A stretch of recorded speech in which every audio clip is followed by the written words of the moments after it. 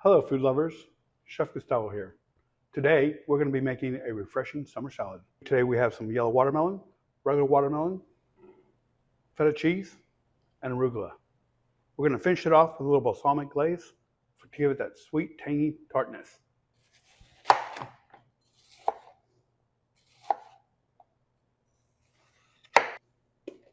Now that we have the base for our salad, we're going to crumble feta cheese. This one comes in a brine.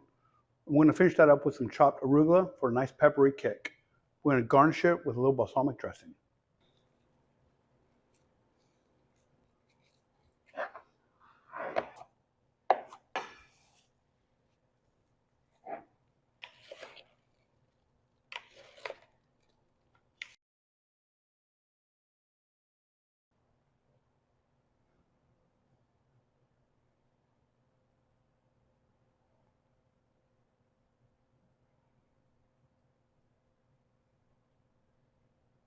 And there you have it, the perfect salad for summer.